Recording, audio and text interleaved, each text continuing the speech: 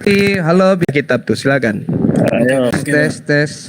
Nah, tuh bicara tuh sama yang punya kitab tuh, silakan. Ayo. Oke. Halo, Bro Billy. Yo, halo Billy. Gimana kabar? Baik. Oh, Oke. ini Tadi saya apa dengar namanya? Saya selesaikan dulu, Bro Billy. Billy, saya tanya sama kamu, apa Hasem itu hanya dimonopoli oleh orang Israel saja, Billy? Hasem itu Tuhan bagi seluruh ciptaan. Semua ciptaan baik Hah? itu Sorry, Bang binatang, Billy, baik Bang itu- Semua ciptaan, cakep, gas, oke gas. Nah, terus saya tanya sama kamu, Torah itu hanya dimonopoli oleh orang Israel saja? Torah itu diberikan Universal, Torah itu universal diberikan atau hanya dimonopoli oleh orang Israel saja, Billy? Oke, universal diberikan kepada seluruh bangsa tapi hanya 7 perintah Nuh saja. Cakep, Ya, gas. 7 perintah Nuh. Jadi ketika- no height low ya. Oh enggak. Kenapa Musa menulis dalam original tag-nya itu dalam 70 bahasa? Oh, Kenapa? Tampar kan, Bang? 70 bahasa. Ketampar kan? Dia- Kan bukan gak 70 enak, Bang, bahasa. kalau ditampar kayak gitu. Kenapa? Dengerin. Kenapa? Ketampar kan cuma 7 untuk non Yahudi. Kan ketampar. Dengerin. Itu Jadi, tujuh hukum Nuh, bukan 7 bangsa. Ketampar lo bodoh banget, cuma modal congkak. 7 hukum Nuh. Nah, sekarang pertanyaannya, apakah dalam Torah itu cuma 7 hukum Nuh? Yang dibatalkan Yesus di tiang salib itu untuk kalian? Yang dibatalkan Yesus, yang dibatalkan Yesus di atas tiang salib itu yang mana? 7 hukum Nuh itu siapa? Yang bilang hanya 7 hukum Tadi- Nuh itu siapa? Bang Billy tadi Nggak ada, mengatakan. saya tidak bilang. Bang Billy tadi mengatakan yang umum Bang untuk Billy universal mengatakan itu adalah 7 hukum Nuh. Bang Billy mengatakan bahwa Torah itu hanya terdiri dari 7 hukum Nuh itu saja, Billy. Oh enggak. Katakan. Dia katakan Iya, yang tadi kamu 7 bilang hukum begitu, Nuh itu kawan. Inilah untuk ketahuan non Yahudi. Nah, sekarang yang untuk Kristen yang mana? Yang untuk Kristen untuk dibatalkan di atas tiang salib oleh Yesus itu yang mana? Hukum yang mana? Nggak ada yang dibatalkan. Tampar. Oke. Dikatakan Sekarang ini ketetapan mau ini Yahudi, dikatakan Yahudi dengan Kristen. Tadi Juma mengatakan bahwa permisi. Udah, kamu udah ketampar. Kau gunakan Ketampar kitabnya apa? Itu orang, lalu kau halusinasi. katakan batal di atas tiang salib itu udah adalah kitab orang mana? aib yang sangat memalukan. Adalah kitab orang mana? Sangat memalukan. Kitabnya menurut agama halusinasi. Yahudi dikatakan Yahudi itu adalah sekte sampah. mana? Yahudi mana? Kitabnya orang Yahudi Yahudi dikatakan mana? sampah oleh agamamu, paham? Betul. Oh enggak, Yahudi yang mana dulu? saya begitu menghormati Filipi kitab 3 nomor 8. Hukum Torah itu adalah sampah bagi pendiri agama Kristen. Baca tuh bukan kita. sefer, itu bukan sefer, itu mispotnya. Kamu ngerti sefer dan mispot nggak? Maksudnya itu Ular beludak. Ular beludak. Kena tampar coy.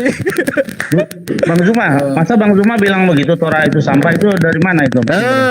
Bang Billy, terima kasih. Itu di kitabnya orang-orang Kristen, Bang, dikatakan bahwa hukum Torah itu dengan segala ketetapannya adalah sampah bagi Paulus. Waduh.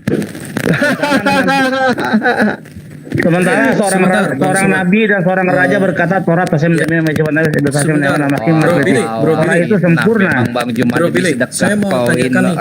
Ini mau Coba share Juma. Coba Islam kitab sama- Filipi, baca. Coba kitab Tauratnya mana? Tulis mana Tunggu. coba. Ini mau Islam. Filipi 3 nomor 8. Anda baca. Filipi 3 Anda baca. Filipi 3, baca satu perikop. Filipi Yang dianggap 3. Paulus sampai itu yang mana? Filipi 3 ayat. Enggak usah pakai ayat, satu perikop Anda lihat.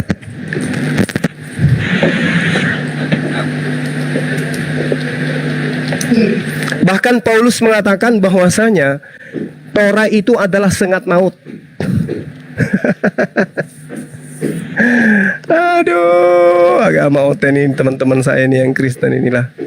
Nah, tuh yang punya kitab tuh sudah ada tuh. Kalian bantah lah. Tadi saya mendengar Yesus itu disalib di Talmud itu di mana, Jack? Oke, aku kasih ya. Tapi sebentar bro, ini saya mau tegaskan dulu. Ini mau saya dengan Bro Billy atau saya dengan Bang Suma? Silahkan. Tolong ditegaskan dulu. Saya mau mendengarkan omongan besar. Oke, berarti Bang Suma udah mundur ya? Bukan mundur, saya sedang ingin menertawakan Anda. Oke, kalau misalnya seperti itu, silakan. kita selesaikan dulu Bang Suma, antara saya dengan Bang Suma. Boleh? Gak usah takut. Selesaikan aja dulu sejarah yang saya minta tadi antara Yohanes dengan Matius aja cakar-cakaran, Bu. Anda tidak bisa Anda tidak bisa bangkit di situ. Yesus mengaku tidak akan minum debat anggur, saya- tapi faktanya debat kitab saya- Anda Yesus minum anggur. Jadi tabrakan di sana. Udah selesai. Debat saya Silakan dengan Anda. Bang Billy, terakhir debat saya dengan Bang Billy saved by the bell. Dia harus keluar. Karena dia memang ada acara. Silakan Anda Saya yang Talmud memilih tadi, itu. silakan. Bukan gitu bro. Maksudnya saya mau selesaikan dulu dengan Bang Saya jadi Billy. saksi di sini, silakan. Framing. Kalau saya nggak bisa loh, kalau ikutin framing saya juga bisa framing loh. Saya maksudnya gini bro, saya mau selesaikan dengan Bang Suma dulu gitu loh bro. Enggak, saya tadi mau membukti kamu bilang Yesus itu disalib di Talmud, itu Talmud mana? Oke, nanti akan saya jawab. Tapi Bang Suma boleh nggak selesaikan dulu Bang Suma? Saya rasa sudah selesai. Sejarah yang kamu bawa itu, mohon maaf saya katakan, sejarah error yang tidak berkesesuaian dengan fakta di lapangan. Makanya Al-Quran datang menyelisih sejarah yang kamu bawa itu. Oke, Sekarang yang pertanggungjawabkan, tidak sesuai dengan sekarang fakta di pertanggungjawabkan lapangan itu siapa, pernyataan saudara yang mengatakan bahwa sejarah eksternal tentang penyaliban itu tertulis dalam Talmud. Saya mau tahu, silakan. Oke. Memang ada Yesus di dalam Talmud ya. Sanhedrin 43 dikatakan Yesus orang Nazaret dilempari batu karena dia melakukan sihir, menghasut orang untuk menyembah berhala. Ya, ini menurut Talmud Sanhedrin 43a. Nih ayatnya. Nih. Yesus Nazaret, orang Nazarin dia lempari batu karena dia melakukan sihir. Itu. Jadi kalau dibilang itu disalib itu Talmudnya Talmud apa? Oke. Dan sebentar, Bang. ditunjukkan. Oke, saya tunjukkan. Oke. Ya.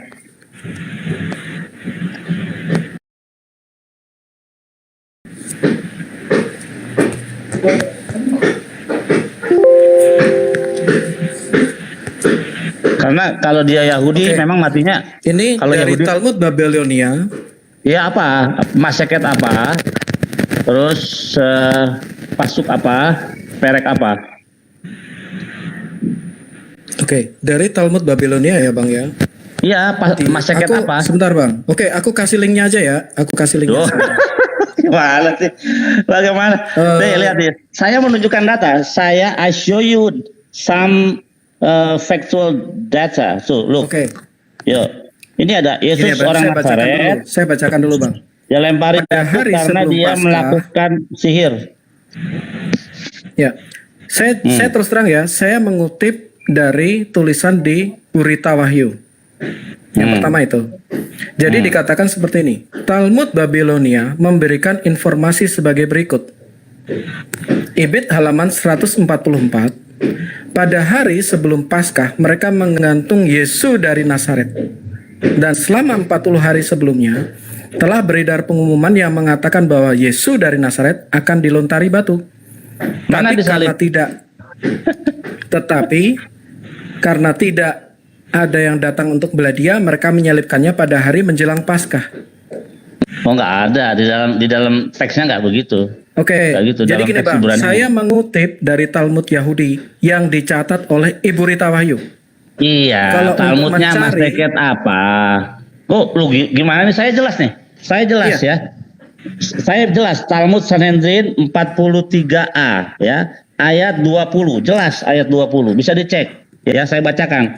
Misna mengajarkan bahwa seorang membawa acara keluar sebelum orang yang dihukum. Dia menunjukkan bahwa hanya di hadapannya, yaitu ketika dia dibawa untuk dieksekusi. Ya, pembawa acara itu atau hakim itu keluar, tetapi sejak awal sebelum terdakwa dihukum dia tidak keluar. Gemara menimbulkan kesulitan. Saya bertanya, tapi bukankah diajarkan di dalam Bareta pada malam Paskah? Ini yang kamu tadi kutip.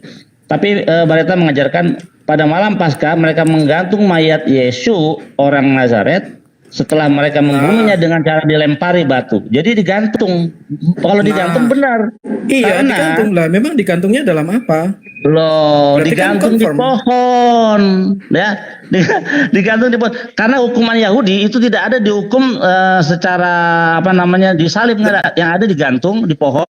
Kedua, dilempari batu, dibakar. Jadi ada 5 hukuman mati untuk orang Yahudi. Nah, ini Yesus dalam narasi ini dia live as a Jew and die as a Jew. Kenapa? Matinya dilemparin batu Yahudi, ya, digantung di pohon Yahudi itu. Tapi kalau matinya disalib itu bukan Yahudi, Romawi. Ya. Orang yang diserupakan, gitu loh Bang Billy. Jadi data saya sudah jelas ya bahwa Yesus itu matinya setelah dia dilempari batu, mati baru digantung gitu. Ini menurut Talmud Sanhedrin 42a gitu. Silakan dibantah dengan data yang ada. Ini saya pakai data. Saya terusin lagi sedikit, ya. Gini. Yesus orang Nazaret setelah mereka membunuhnya dengan cara melempari batu, ya. Pada seorang pembawa berita pergi kepadanya selama 40 hari mengumumkan secara terbuka, Yesus orang Nazaret dilempari batu karena dia melakukan sihir, menghasut orang untuk menyembah berhala dan menyesatkan orang-orang Yahudi. Siapapun yang mengetahui alasan untuk membebaskannya harus maju dan mengajarkannya atas namanya. Dan pengadilan tidak menemukan alasan untuk membebaskannya. Jadi mereka melempari Yesus dengan batu dan menggantungnya mayatnya pada malam Paskah. Ini data. Ini bisa dibaca, saya bisa tunjukkan dan saya bacakan. Jadi tidak hanya saya mengatakan, which is saya bisa berbohong atau memutar kata-kata saya, tapi saya show it to you as a proof text gitu. Lempari batu karena dia melakukan sihir. Nah, makanya kalau kamu bilang Yesus dalam Talmud, jangan deh mendingan. Kenapa? Pasti kecewa. Ya, makanya jangan bawa Yesus ke dalam Talmud, pasti kecewa. Mendingan nggak usah. Karena itu kalau kita lihat secara jujur itu tokoh yang berbeda. Oke? Makanya jangan bawa Yesus dalam Talmud. Oke, sorry bang, aku turun. Oke Bang Billy, bisa dibaca tadi masalah digantung. Ya udah, terus tadi saya udah bacakan, bacakan itu. Bisa dibaca diulang Bang? Thank you. Ini aku suka diskusi sama Bang Billy karena kita sama-sama ada tekstualnya. Ya, kamu nggak ada tekstualnya, saya nggak baca. Kamu bisa aja berbohong dengan memelintir kata-kata. Itu bisa. Abang tadi mengakui ada masalah digantung tadi. Abang membaca loh, tadi ada digantung. Digantung itu bukan disalib, digantung bukan disalib. Gimana sih? Kalau di tempat kami digantung itu dikasih salib, bro. Oh, kita lihat kamus KBBI. Sekarang kita lari ke KBBI, ya. Nggak, yang merupakan dibaca aja dulu, Bang. Loh, jangan begitu. Kita berkaidah bahasa yang benar dulu. Saya akan tunjukkan. Masing-masing pada penafsiran. Yang penting kamu udah tunjukin data. Si Ceta udah betul. Enggak, dia nggak nunjukin data. Jack jangan gitu, Bang Tampan. Harus objektif. Jack tidak menunjukkan data. Dia menceritakan data. Jadi dia dengan mulutnya, dia tidak menunjukkan data. Tapi kan benar bahwa Yesus itu, walaupun itu dalam perspektif saya berbicara, dia digantung kan. Kecil suaranya, kecil. Digantung itu bukan disalib. Menurut kamus KBBI itu bertentangan. Kita kan orang Indonesia, kita punya tatanan bahasa yang benar. Kalau ketika dikata digantung itu disalib, itu menyalahi kaidah bahasa. Tapi kan antara awan-awan itu dengan bumi itu. Oh, nggak bisa. Sekarang kita lari ke KBBI. Kita lihat salib dengan gantung. Tunggu. Posisi letak badannya ya tergantung itu. Ya salib pikir orang beda. Nggak bisa dibilang digantung. Ketika digantung itu leher digantung di atas pohon itu tergantung namanya. Ya, kayak orang-orang yang matinya digantung itu di tiang gantung itu tiang gantung. Nah, makanya terkutuklah orang yang tergantung, ya itu ada. Karena apa? Bukan disalib, tapi digantung, gitu. Karena digantung itu salah satu metode penghukuman mati dari orang Yahudi. Dalam jadi kondisi badannya itu tergantung. Nah, sekarang kita gini aja, kita berbicara yang data dan memang kita bersyukur kamu itu nggak hanya modal congor sama mie gitu. Lo kok congor? Kenapa jadi aku nggak kok kasar sih? Aku bilang dengar bukan aku bro, dengar. Ya, jangan berasa loh. Saya lagi asik sama Jack. Kamu kok tiba-tiba congor-congor itu nggak sopan kamu berbahasa. Aku bilang. Saya nggak pernah ngomong kasar loh sama kamu. Enggak, sebentar. Kamu pahamin kata-kataku. Aku bersyukur kamu itu dalam dialog nggak modal congor sama mic. Kamu modal pakai data gitu. Jangan kamu ngomong congor. Congor itu nggak sopan, itu kasar. Loh, kamu kan nggak cuma modal mulut, kamu kan cuma pakai data. Nah, gitu. Kalau kata-kata congor itu udah mulai mau heresy. Artinya kamu itu mau pakai data gitu. Itu yang aku maksud gitu. Kamu kok sampai Jangan, karena saya orang yang karena di dalam kamu doa tuh tidak menggunakan hanya Sabar. sekedar mulut dan karena gitu. di dalam orang Yahudi Kamu berdoa buka data gitu. dalam doa Yahudi berdoa, ya Tuhan hindarkanlah kami dari mulut yang jahat, dari kata-kata kotor. Tiap hari kita berdoa begitu. Congor itu apa artinya? Congor itu Nggak apa? boleh, nggak boleh. Itu konotasinya congor itu konotasi yang berubah secara zaman ya. Sekarang misalnya congor itu lu, apa? congor lu itu kasar gitu. Itu masuk dalam KBBI loh, Oke, masuk dalam Bro, KBBI. Bro loh. Billy, kita langsung aja deh Bro Billy. Oke, Langsung sekarang pada aku substansinya ya. aja Bro Billy. Oke. Enak lah Sekarang diskusi sama lo. aku mau Ada- membuktikan. Menurut mudah-mudahan aja ada bahwa itu adalah disalib, karena saya suka ini pakai. Kalau Bro Nah, Billy ini layak dapat singa, ini dia bagus datanya. Silakan Bill ya. Oke, arti kata gantung ya menurut KBBI. Kait. Jadi nyangkut, kait, Ya, dengan sangkut atau dikaitkan, kait. kan? Oke, sekarang salib, kita lihat salib apakah sama? Salib pakai P apa pakai B ya? Salib pakai B. Pakai B. Ya, antara salib dengan terikat dengan tali juga beda, Bro. Jadi kalau kata salib itu lebih spesifik. Salib itu dua batang kayu yang bersilang. Nah, kayu bersilang tempat Itu Yesus dihukum apple to apple-nya diikat gitu, terikat. Nah, salib dengan terikat itu enggak, ini. Yesus enggak terikat. Nanti Yesus kan digantungnya itu dengan cara apa? Enggak. Terikat. taruhlah saya okekan kamu. Saya okekan kamu ya. Cakep. Kalau kamu Makasih saya buat sudah okekan okekan, kamu. artinya apa yang Oke. saya sampaikan itu benar begitu. Iya, Udah clear kalau gitu. Belum clear, tapi Loh, matinya kok itu belum clear berarti nggak oke dong Oke. kalau gitu, Bro. enggak. Sekarang Gimana ini sih, kalau Bro, lo ngeles lagi gimana sih? kan ada dua. Yang pertama kan matinya diapain? Kita lihat data.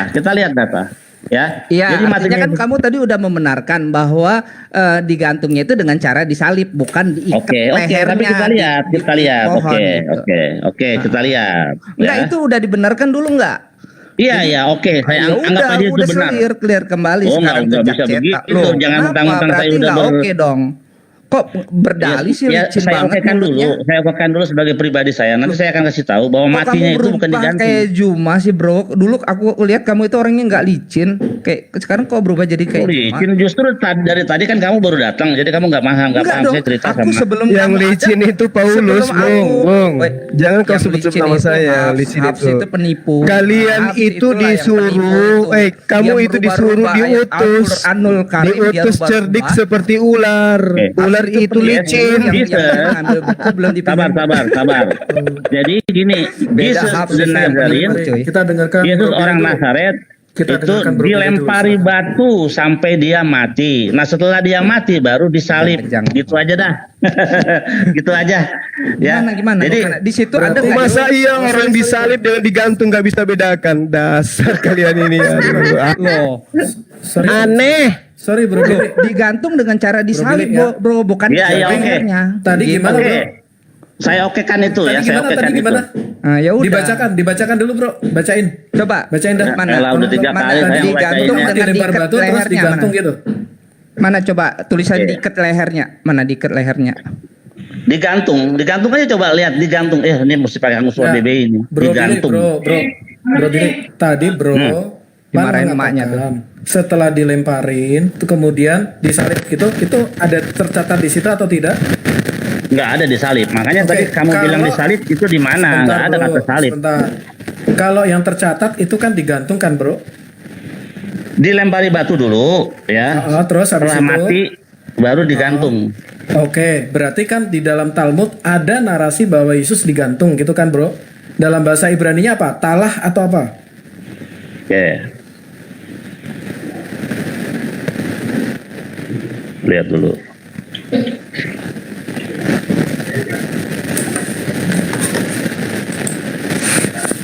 Israel call me. Look at. Iya, talah. Talah kan? Patelah, Oke. patelah. Saya balikkan ya. Jadi di dalam Ulangan ya 21 ayat 23. Maka janganlah mayatnya dibiarkan semalam-malaman pada tiang itu, tetapi haruslah engkau menguburkan dia pada hari itu juga, sebab seorang yang digantung terkutuk oleh Allah. Janganlah engkau menajiskan tanah yang diberikan Tuhan Allahmu kepadamu menjadi milik pusakamu. Nah, apabila seorang berbuat dosa yang sepadan dengan hukuman mati, lalu ia dihukum mati, kemudian kau gantung dia pada sebuah tiang. Jadi di dalam narasi kitab Ulangan ada hukuman semacam digantung. Oke ya bro? Digantung, sekarang, betul. ya, itu adalah dalam bahasa Ibraninya talah ya. Nah sekarang saya mau loncat ke Galatia 3 ayat 13. Waduh, kalau Galatia saya alergi. Cari Nggak buat apa-apa. kamu aja. Jangan. Ya nggak apa-apa, buat aku Alergi aja. It's okay. Itu nggak sempurna masalahnya. Betul. Iya, tapi boleh nggak bro? Saya sampaikan dulu. Iya kan. Kan bro nggak harus mengimani kan? Iya. Sampaikan Dari ke awal Zuma kan aja ya. aku sudah agree kalau bro nggak setuju dengan Galatia, nggak masalah. Iya. Oke, kita agree to disagree itu biasa gitu loh. Oke. Ada sebuah tiang. Jadi di dalam narasi kitab Ulangan ada hukuman semacam digantung. Oke ya bro? Digantung, Sekarang, betul. ya itu adalah dalam bahasa Ibraninya talah ya. Nah sekarang saya mau loncat ke Galatia 3 ayat 13. Waduh, kalau Galatia saya alergi. Cari Nggak buat kamu apa-apa. aja. Jangan. Ya nggak apa-apa, buat aku Alergi. aja. It's okay. Itu nggak sempurna masalahnya. Betul. Iya, tapi boleh nggak bro?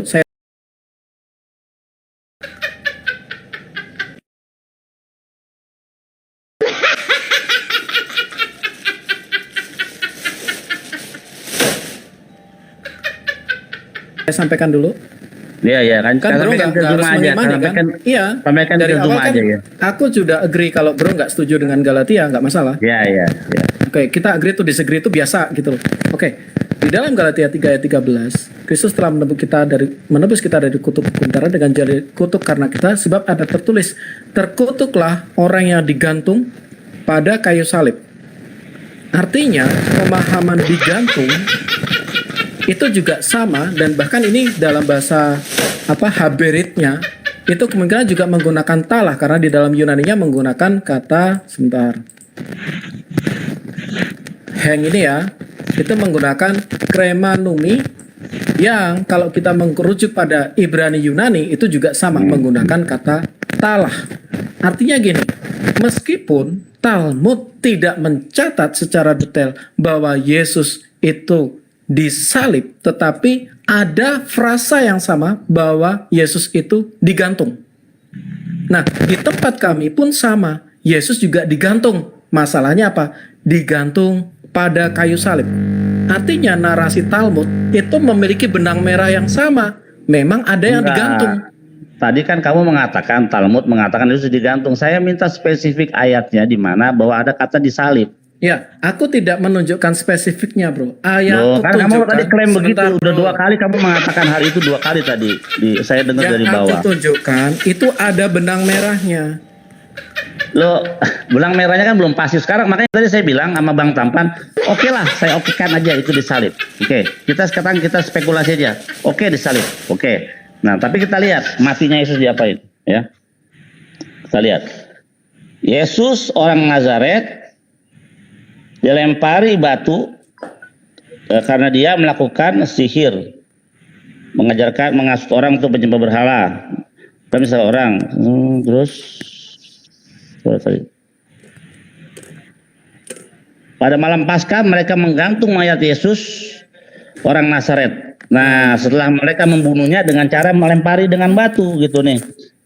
Ya, oke. Pada malam Paskah mereka menggantung Yesus ya, dan setelah mereka melemparinya dengan batu sampai mati. Jadi taruhlah memang itu disalib, tapi penyebab kematian dia bukan karena disalib, tapi dilempari batu, which is matinya dilemparin batu. Jadi Yesus hidup sebagai orang Yahudi dan mati sebagai orang Yahudi, bukan digantung atau disalib, tapi dilemparin batu sampai mati. Itu poinnya. Nah, itu bertentangan dengan perjanjian baru kitab kalian kan, gitu narasinya. Ini yang suara siapa ya? Kayaknya gua kayaknya deh. Enggak nih gua. Bang Tampan atau siapa yang suara? Halo, yang suara siapa nih? Gitu. Bro, ya. Dirimu, Gua nggak ada Bill. device. Kamu, Bill. Oh, kamu itu. Enggak, gua nggak ada device apa-apa sih. Oke, udah nggak ada. Oke. Jadi gini bro, memang kita tahu bahwa tidak semuanya sejalan sama. Tetapi narasi bahwa itu ada penggantungan, kalau di dalam Galatia, terkutuklah orang yang digantung talah pada kayu salib. Jadi tetap ada memiliki garis yang sama, atau kita bisa melihat benang merahnya di situ. Perkara di dalam halnya, detailnya berbeda, tetapi kitab bro mengakui ada yang digantung, Yesus dari Nazaret. Itu setuju nggak bro? Oke, makanya tadi kan saya udah bilang, tadi udah saya bilang di depan sebelum kita ngomong ini sama Bang Tampan, taruhlah iya Yesus itu disalib, oke nggak apa-apa. Tapi kematiannya itu menurut Talmud, karena kamu bawa Talmud ya tadi, menurut Talmud bukan disalib atau digantung matinya, tapi matinya ditimpukin batu sampai mati, diragom, bahasa Ibrani diragom. Jadi gini bro, itu di dalam narasi Talmud ada rajam, ya kan? Ada rajam. Ragom. Ya, ragom itu kan dalam Ibrani ya. Kalau diarabkan kan rajam ya. Atau kalau setan itu irojim. Apa? Bukan ya? Aku nggak tahu lah. Irojim. Jauhkan kami dari setan yang terkutuk. Irojim kan sama. Rajam dan rojim. Raja Zuma tuh kalau masalah itu. Ya nggak usah ketawa. Oke. Jadi tetap aja kita bisa melihat ada benang merah di situ, bro. Meskipun menurut sumbermu tidak terjadi kematian di atas, monggo, tetapi kita melihat benang merah yang sama dong. Maksud saya gini, dari beberapa sumber tadi, kalau kita satukan, tetap ada prosesi penggantungan atau dalam versi kami penyalipan tadi. Walaupun menurut prosesimu, dibunuh dulu dengan dirajam. Tetapi penggantungan itu ada nggak? Ada, sesuai dengan apa yang dikatakan Galatia 13 ya. Bukan saya loh, itu kamu jangan bilang saya. Bukan, aku nggak ngomong lu. Kita semua udah tahu. Kamu barusan, aku membawa dari kitab yang kamu dalam literaturmu. Ya, aku itu ngomong dalam dari literaturmu, bro. Saya ngikutin kamu aja, Bang J. Kamu kan membawa Yesus di dalam Talmud disalib. Nah, saya meminta ayatnya, ada nggak benar disalib? Ternyata kan nggak ada ayatnya. Ya. Benar-benar plek gitu disalib. Bro, kalau yang plek memang aku ngakui lah. Aku ngakui. Nah, gitu dong. Oke, sih. Enak dong. Loh, kan kalau aku diskusi aku jujur dong. Itu kan nilai seorang pendebater kan di situ. Betul. Saya kalau misalnya tidak ada, aku bilang tidak ada. Saya menghargai kejujuran Bang Jack. Sebentar, bro. Tetapi saya yang sampaikan di sini apa, bro? Yang saya sampaikan adalah adanya benang merah. Ini siapa lagi tuh yang bunyi? Bang Tampan, maaf Bang Tampan. Sorry Bang, dirimu bunyi. Oh ya, maksudnya. Jadi kita melihat ada narasi walaupun tidak plek, tapi ada kemiripan. Nah, kenapa bisa terjadi kalau itu? kemiripan berarti belum tentu identik ya? Apa identik? Nggak masalah. Identik? Tidak ada masalah. Karena kami masih punya a lot of sumber lain, nggak cuma itu.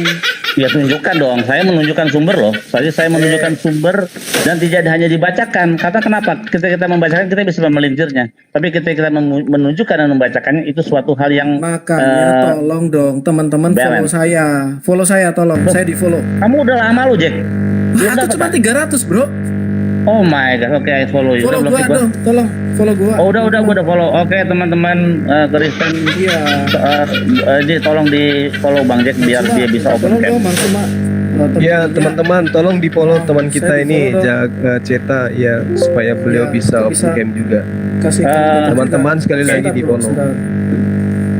Jadi memang benar setuju tadi dengan Bang Jack. Narasi digantungnya ada, tetapi pelaksanaannya digantung itu secara disalib. Kalau buat saya tidak ada masalah, karena kan otomatis saya harus temukan dari sumber-sumber lain yang sejaman. Contohnya Pliny the Younger. Aduh, gimana tuh? Pliny. Di dalam The Letter of Trajan, Plinius Muda. Berarti udah terbukti ya, udah terbukti kalau apa tadi udah mengakui kalau tidak ada kata dalam Talmud penyalipan, Yesus itu disalib Tidak ya. ada kepersisan. Saya akui, nggak ada masalah. Ya, oke. Saya nggak ada Sip. masalah. Oh, Jadi saya udah, fair. ja- Kalau saya jadi fair. udah jadi udah Bentar, saya Bro. udah cukup situ, saya udah cukup sampai sini karena saya cuma Jangan turun dulu, meluruskan. jangan turun dulu. Enggak, Bro. saya tetap di sini, tetap di Oke, sini. kita Lanjut, selesaikan kemarin Lanjutkan terjemahanmu kemarin. Selesaikan terjemahanmu kemarin. Saya udah catat soalnya. Sorry bro, ini Oke. masih berhubungan dengan sumber-sumber apa namanya bahwa apa yang saya sampaikan tuh nggak ngawur. Plinius muda. Enak gua kalau kayak gini tuh, aduh seneng banget. Oke ya, nah Plinius muda dia memberikan catatan di dalam di dalam catatan seperti ini, di dalam the letter epistle to Kaisar Trajan. Nah, dia ada di abad pertama. Bahkan dia yang mengakui bahwa kekristenan sudah menyebut Yesus sebagai dewa.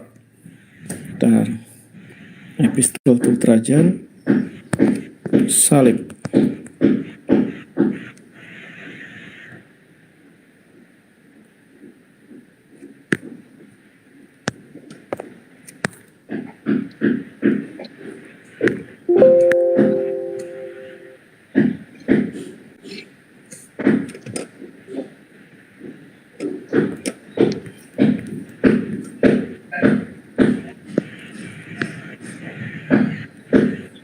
Oke. Ini ya. Salah satu tulisannya banyak dikenal saat ini adalah suratnya kepada Kaisar Romawi meminta instruksi khusus untuk menginterogasi orang Kristen yang ditangkapnya. Jadi ini dari bagian musuh ya. Dalam epistel 96 ia menyatakan bahwa orang-orang Kristen tidak mau menyembah Kaisar Trajan dan tidak mau mengutuki pemimpin mereka Yesus Kristus meskipun di bawah siksaan berat sampai mati. Plinius menulis tentang orang-orang Kristen, yaitu apa? Mempunyai kebiasaan untuk berkumpul pada hari-hari tertentu sebelum fajar di mana mereka menyanyi bait-bait lagu bergantian kepada Kristus seperti kepada seorang dewa dan mengikat diri dengan sumpah takjim bukan untuk melakukan perbuatan jahat melainkan untuk tidak pernah melakukan kejahatan, pencurian, tidak pernah bersudah, tidak mengingkari kepercayaan bila mereka dipanggil untuk diserahkan. Sebentar bro, aku nggak siapkan. Sebentar. Tapi saya punya data. Jadi aku kebiasaan ketika bicara aku ada data. Sorry. Sebentar ya. By the way itu maksudnya dewa gimana ya? Maksudnya dewa itu pengertiannya gimana? Ya sebagai Allah. Oh. Jadi gods, ya kalau dewa kan bahasa Inggrisnya kan gods ya, God dewa, God kecil mungkin. Ya kan Deus bro, Deus. Ini Bang Taman, Bang Taman bunyi lagi Bang Taman. Device-nya dicopotin dulu. Iya dicoba dulu Bang, sorry Bang. Bentar ya. Ini the younger.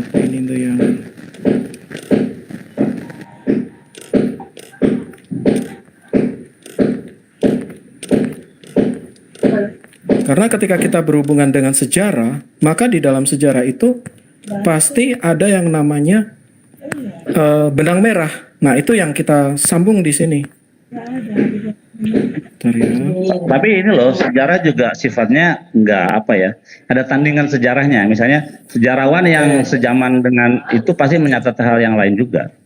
Oke, ini aku satu-satu ya bro ya, dari Cornelius Tacitus. Sumbernya Apologetika Josh McDowell Gandum Mas 2002 jilid 1 halaman 44. Cornelius Tacitus lahir 52 sampai 54 Masehi. Jadi dia ada di abad pertama. Dia menjadi gubernur Asia di 112. Dia mengarang buku Annal yang berisi sejarah Kekaisaran Romawi. Dalam bukunya Annal volume 15 tentang Nero, Tacitus menuliskan seperti ini. Jadi ini dari musuh Yesus ya. Nero dari keaiban oleh karena dituduh telah sengaja menimbulkan kebakaran besar di Roma. Jadi untuk menghentikan desas-desus itu, dia mengalihkan tuduhan dengan memfitnah dan menghukum orang dengan siksaan paling kejam terhadap orang-orang yang disebut Kristen dan dibenci karena kejahatannya. Kristus yang menjadi pendiri kepercayaan itu telah dihukum mati oleh Pontius Pilatus, wali negeri Yudea di bawah pemerintahan Tiberius. Jadi secara sejarah kita bisa tarik garis kepada siapa? Pontius Pilatus. Memang Yesus dihukum mati oleh Pontius Pilatus. Dia saksi sejarah. dia mengakui Yesus dihukum oleh Pontius Pilatus. Sekarang Lucianus dari Samosata, seorang filsuf dan sejarawan Yunani yang lahir di Samosata tahun 120 Masehi. Ini yang abad kedua ya. Dalam satu bukunya The Passing Peregrinus, Lucianus menuliskan sebagai berikut, Ibid halaman 139. Orang yang disalibkan di Palestina karena memperkenalkan aliran kepercayaan baru ini kepada dunia. Jadi secara sejarah juga dicatat. Oke. Kemudian, Saya juga. nah ini mungkin yang agak kontroversial ya, soal Flavius Josephus. Ini lumayan kontroversial. Ini teman-teman akan mengatakan inti interpolasi. Nama aslinya adalah Joseph bin Matias, seorang sejarawan Yahudi yang lahir pada tahun 37 Masehi di Yerusalem, meninggal tahun 100 Masehi di Roma. Tahun 93 menuliskan buku Antiquitas Judaica yang terdiri dari 20 buku, bla bla bla bla. Pada masa inilah Yesus seorang manusia bijaksana, kalau boleh disebut manusia. Tunggu ya, di sini jangan nyela dulu ya, Bro. Dia adalah Kristus, dan ketika Pilatus atas desakan orang-orang penting di antara kita telah menghukumnya di kayu salib. Mereka yang mengasihinya sejak semula melupakan dia karena dia telah menampakkan diri lagi kepada mereka dalam keadaan hidup pada hari ketiga. Nah, frasa dia adalah Kristus ini yang sering menjadi pertanyaan. Ini dianggap sebagai interpolasi. Tetapi yang dikatakan oleh si Josephus ini, dia memiliki beberapa another book. Nah, di dalam another book-nya dia, bukan terkatakan dia adalah Kristus, melainkan apa? Pengikutnya menyebut dia Kristus. Seperti itu. Jadi, Josephus bukan Kristen. Dia mengakui pengikutnya menyebut dia adalah Kristus. Itu di buku Josephus yang lainnya. Jadi tidak bisa dikatakan ini interpolasi. Nggak bisa. Gitu bro. Jadi saya punya sumber-sumber sejarah kuat, ada, dan memang bisa dibuktikan. Itulah kenapa buat saya keimanan yang ahistori itu adalah fiksi. Balik lagi kepada premis awal kami sebelum kami berdebat dengan dirimu. Oke, mungkin saya anggap sudah selesai ya Bang Suma ya. Mohon maaf Bang Suma. Halo Bang Suma, apakah masih menyimak? Justru tadi belum kelar kalian. Jadi kan saya tadi naik cuma ingin aku mau meluruskan. selesaikan debat dengan dirimu. Aku mau selesaikan debat dengan dirimu. Saya tetap di sini. Saya nggak kemana-mana. Oke. Cuma maksudnya tadi Kayaknya saya Bang Suma sudah selesai deh. Oke, enggak apa-apa. Ya. Sekarang kita Tadi debat. saya mendengar. Selesaikan debat. Ayo, Ya, tadi kita saya- selesaikan debat ya. dengan dirimu. Oke. Jadi gini, Kita buka. Ya saya. Tunggu. Gue yang bicara. sabar, bro. sabar. Tadi kan udah ngomong.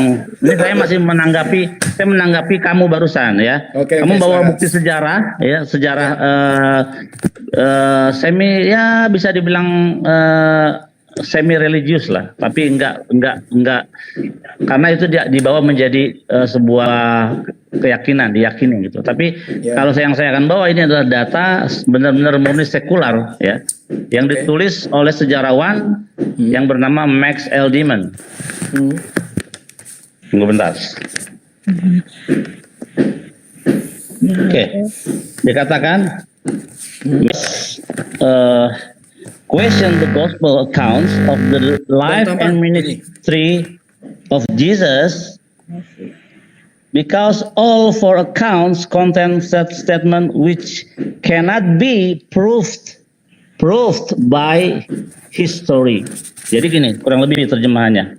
Banyak para sarjana mempertanyakan keabsahan dari catatan tentang kehidupan serta pelayanan Yesus karena keempat Injil itu tidak bisa dibuktikan secara historis. Contohnya, Matius mengkontradiksi, Markus mengkontradiksi Matius mengkontradiksi Lukas, dan yang terakhir adalah Yohanes mengkontradiksi semuanya.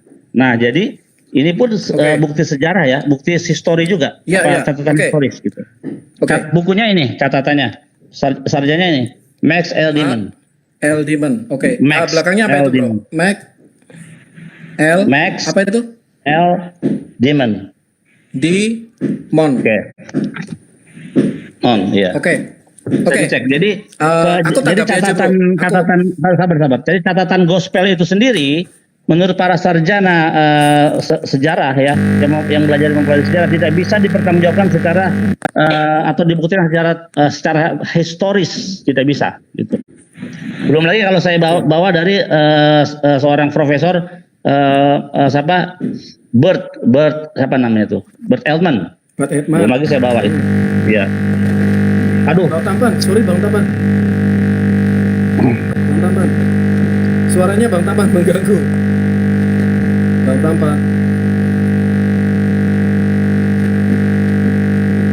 Bang Tampan, suaranya mengganggu Bang. Bang Tampan. Oke, thank you Bang. Lanjut bro. Ya, jadi Bawa data. data yang saya bawa juga dari seorang sejarawan yang terkenal ya, sering mendapat penghargaan dari tulisannya. Dia menulis dan melakukan tesis bahwa banyak sarjana ya mempertanyakan keabsahan dari catatan Injil, keempat Injil itu, Matius, Markus, Lukas.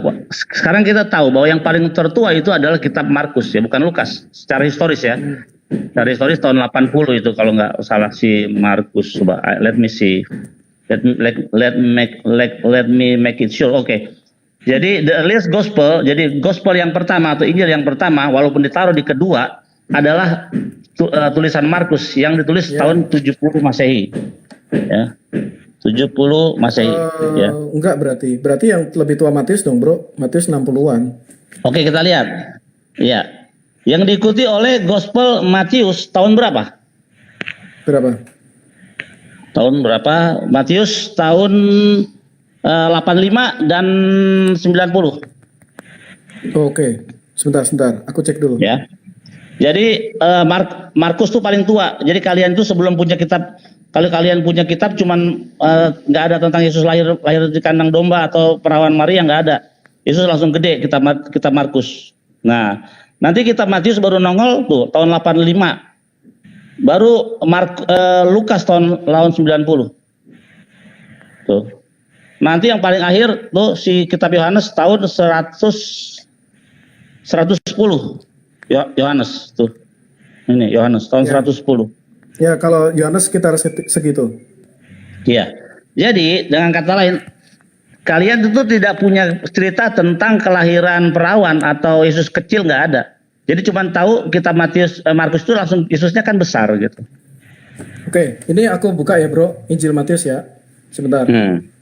Ini menurut catatan ya, beberapa ahli konservatif memberikan alasan kuat memperkirakan bahwa Injil Matius ditulis sebelum Yerusalem dihancurkan antara tahun 60 sampai 65. Aku rasa perdebatan tahun nggak substantif di sini.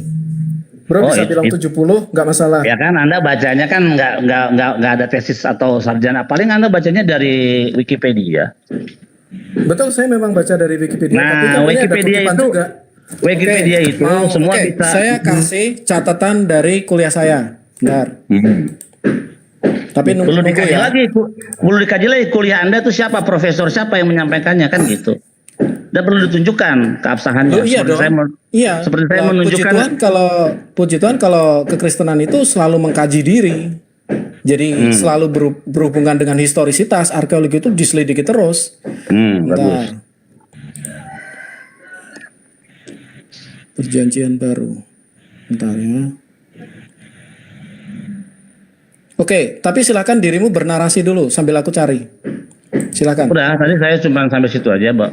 Iya, masalahnya kan aku nyari kalau bro nanya tahunnya. Oke. Jadi saya ngomong dulu ya gitu. Iya. Jadi dengan kata lain, kalau namanya gospel itu Injil itu baru ada cuman yang pertama adalah kitab Markus, berarti tidak ada cerita Yesus kecil atau kelahiran perawan itu nggak ada. Karena kita tahu kitab Markus itu bercerita Yesus itu sudah besar.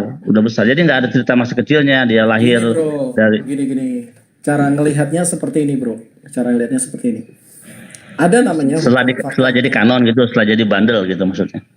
Bukan, ada yang namanya hukum ya, hukum. Di dalam hukum itu ada prinsip ulus testis, nullus testis.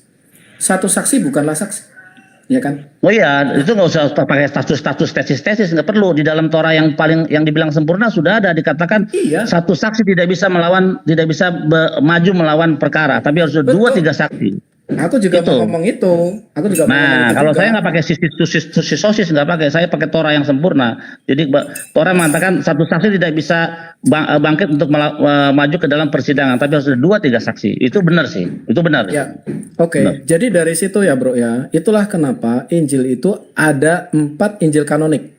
Mhm. Karena satu saksi aja nggak cukup. Mhm. Yang menyatakan Yesus disalib itu nggak cuma satu orang, tapi Matius, Markus, Lukas, Yohanes. Itu 4 saksi.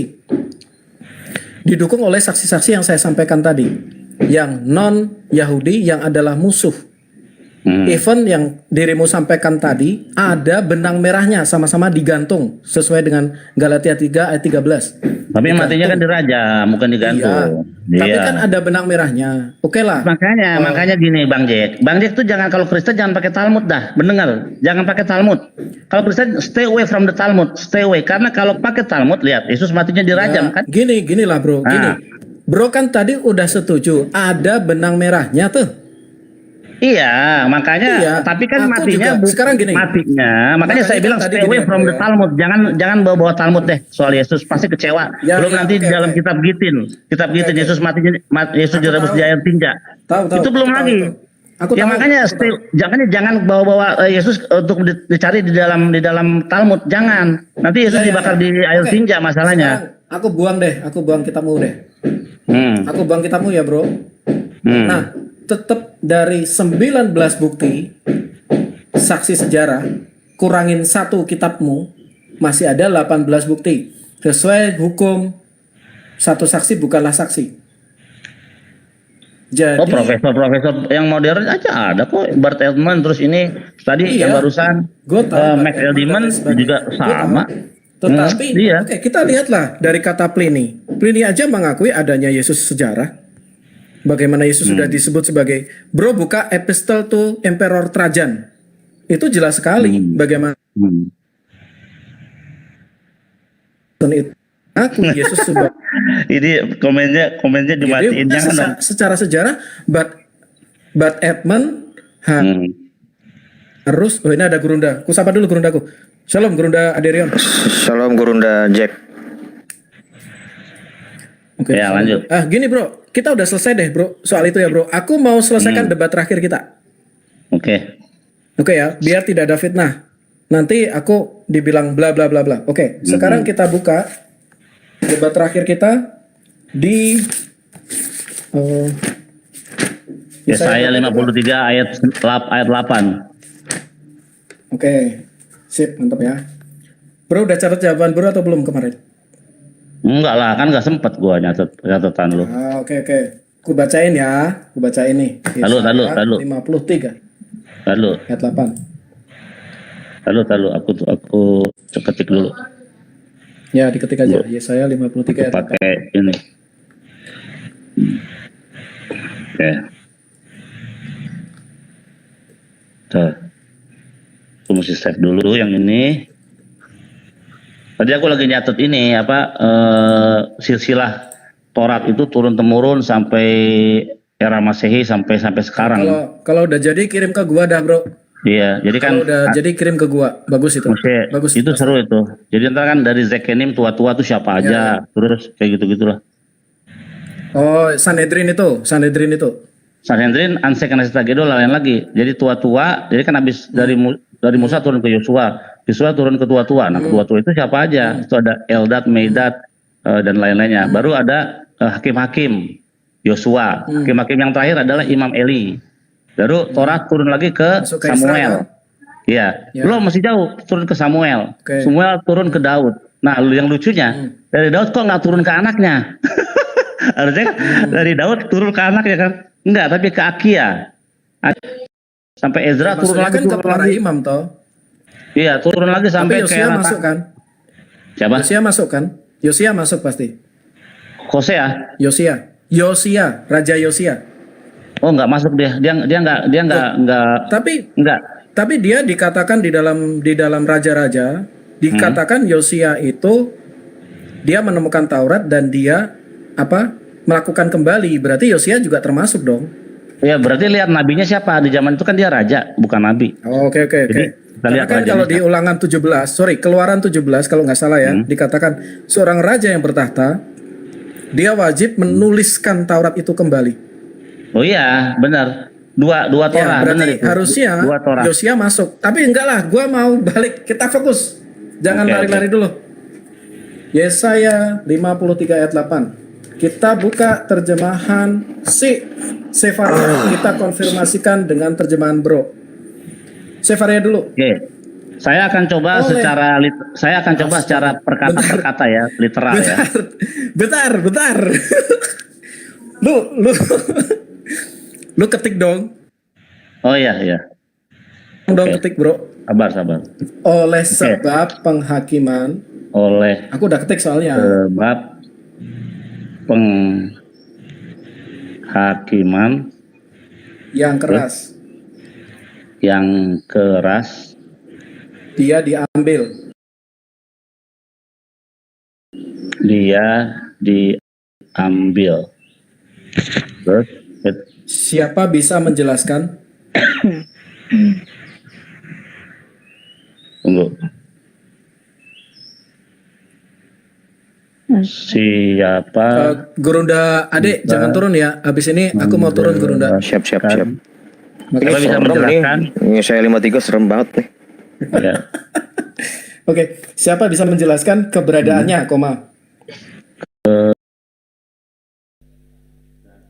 Assalamualaikum warahmatullahi wabarakatuh.